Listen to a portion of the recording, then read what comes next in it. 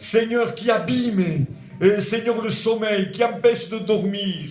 Seigneur, qui enfonce l'âme dans les ténèbres, dans la peur, dans l'obscurité.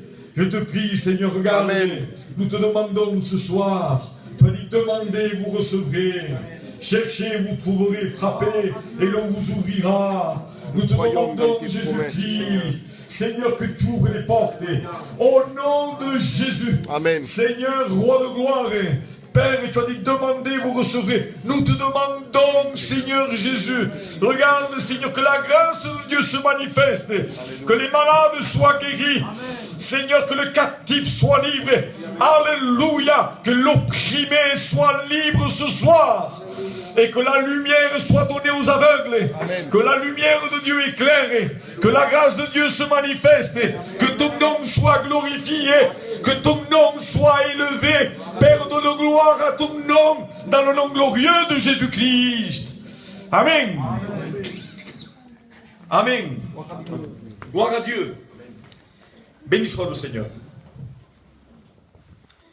Nous allons faire une lecture dans la parole du Seigneur. C'est dans Ésaïe 53.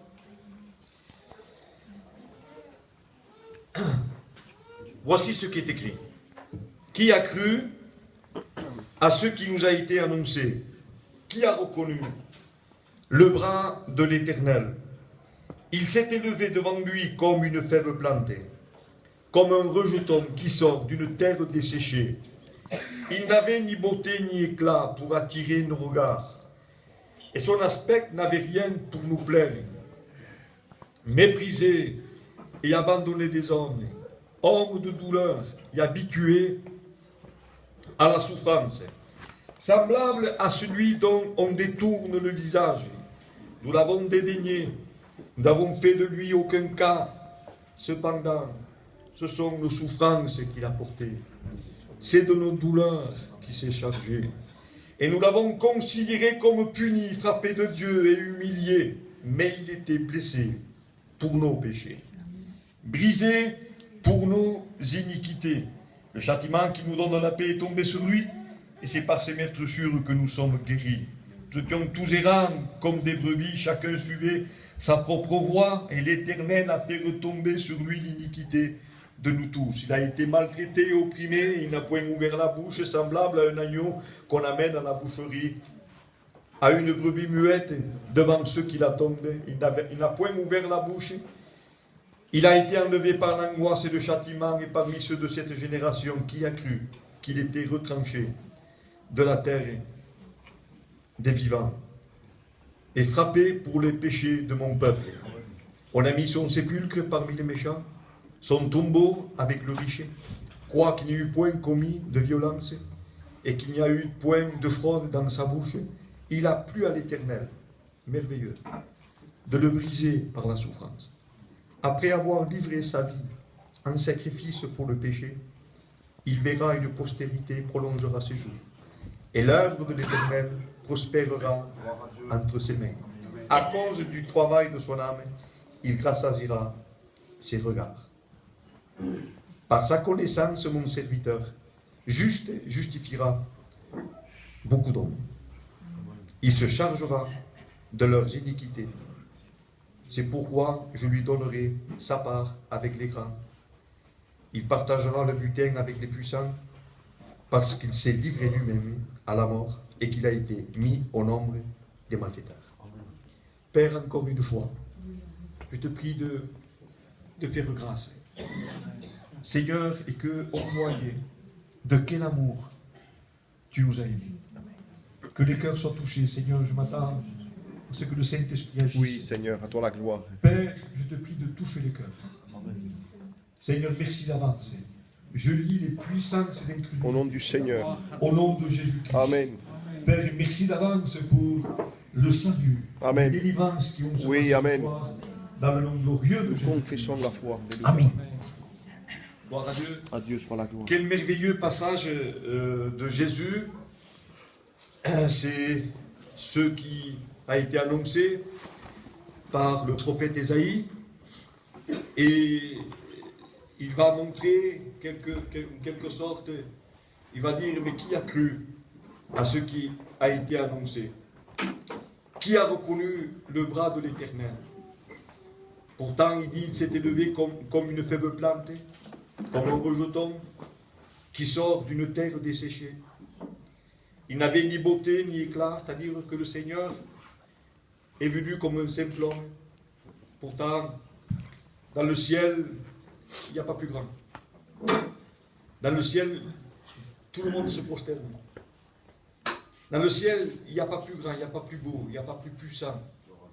Jésus, Dieu, le Fils de Dieu, Dieu lui-même. Béni soit le Seigneur. Et qui a cru, il dit, à ce que Dieu est descendu sous la terre et qu'il a pris un corps humain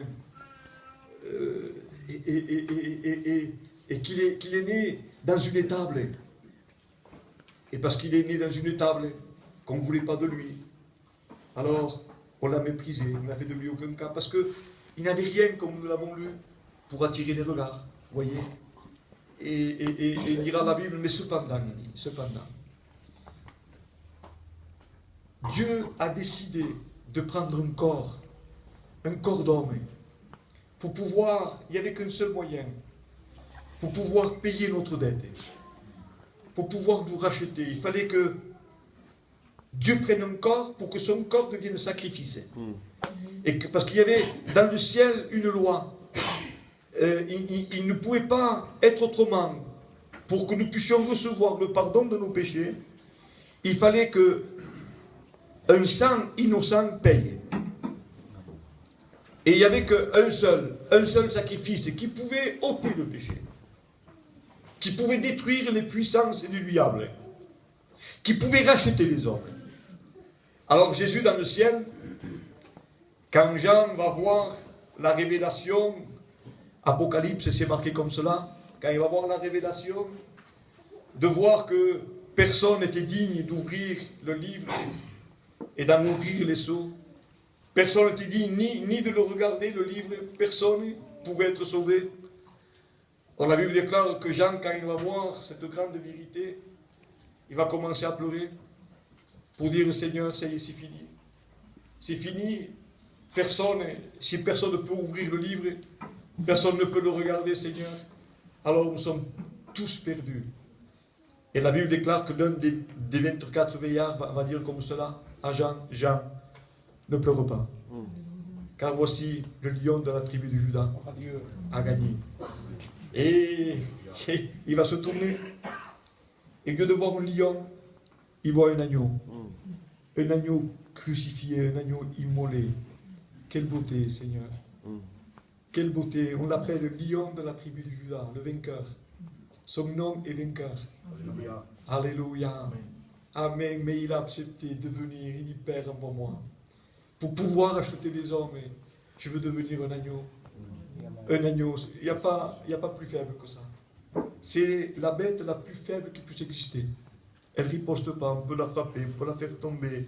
Elle ne bouge pas, on peut l'écorcher. Il nous regarde, elle va peut-être faire couler une larme, mais elle ne bougera pas. Elle fera rien, elle n'a pas aucune force. Rien. Et il est venu comme un agneau, semblable à un agneau, qu'on amène dans la boucherie.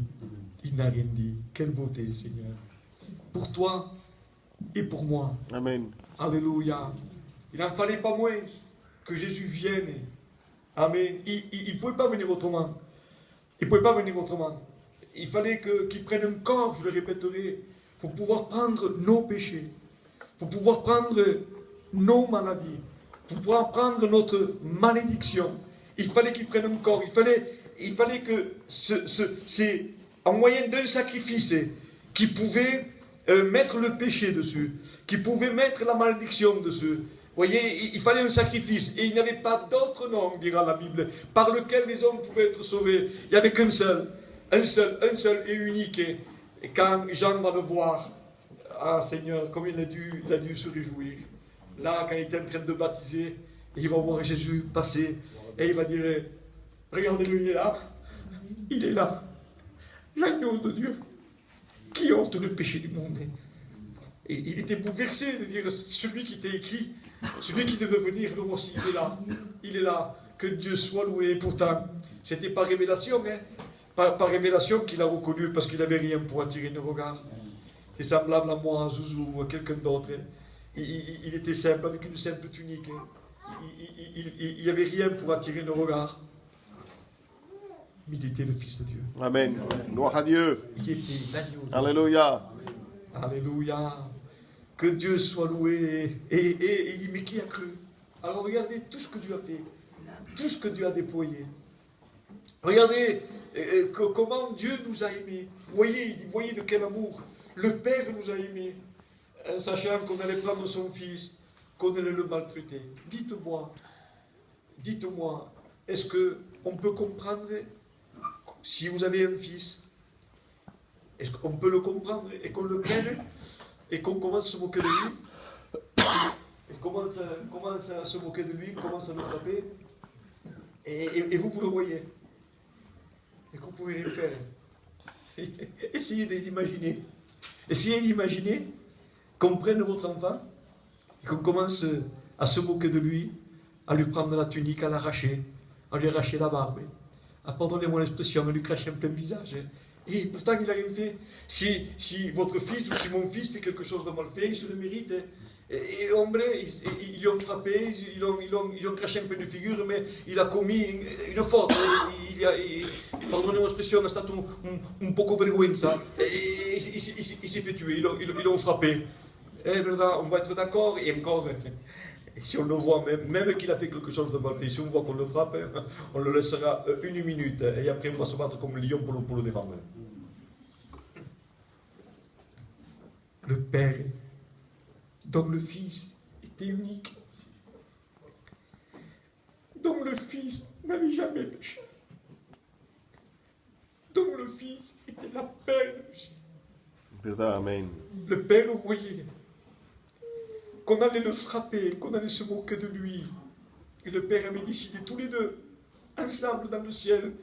Ils étaient tous les deux ensemble, ils avaient décidé, tous les deux, le Fils et le Père. Le Fils dit, papa, je t'avertis, hein, ils vont me faire ça. Hein. Et le Père dit, méfie-toi, ils vont te faire du mal. C'est quelle beauté tous les deux ensemble. Le Fils lui dit, papa, je t'avertis, hein, ça va te faire du mal, papa.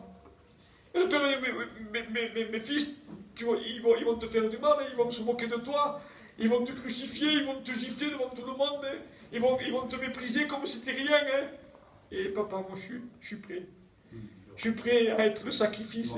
Amen. Pour pouvoir sauver telle famille, pour pouvoir sauver tel jeune. Tu es d'accord? Tu es d'accord, fils? Eh bien moi, je suis d'accord avec toi. Je suis d'accord d'accepter. D'accord qu'on te frappe, qu'on te méprise, qu'on te rejette. Je suis d'accord. Alléluia, que Dieu soit loué. Alléluia. Et ce qui a été terrible pour le Père, c'est que de voir que le ciel a tout fait et que les gens n'ont pas cru. Pour ça qu'il dit, qui a cru à ce qui était annoncé?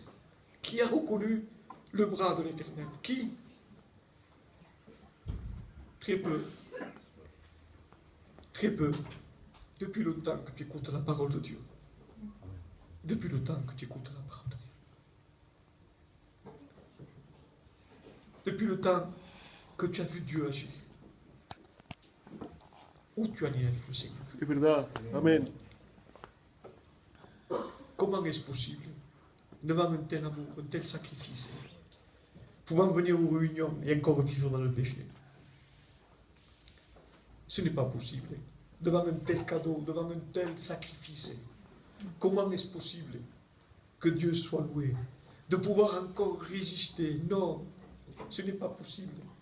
Si tu te dis un petit peu droit, si tu te dis en toi, je sais reconnaître une vérité, je sais reconnaître un bienfait, si tu te dis, toi, que tu as un cœur qui sait reconnaître quelque chose qui est bon, ce n'est pas possible. Amen. Que tu écoutes ce message, que tu sais, amen, le prix que le ciel a payé pour toi, amen, et qui encore, amen, tu ne l'acceptes pas.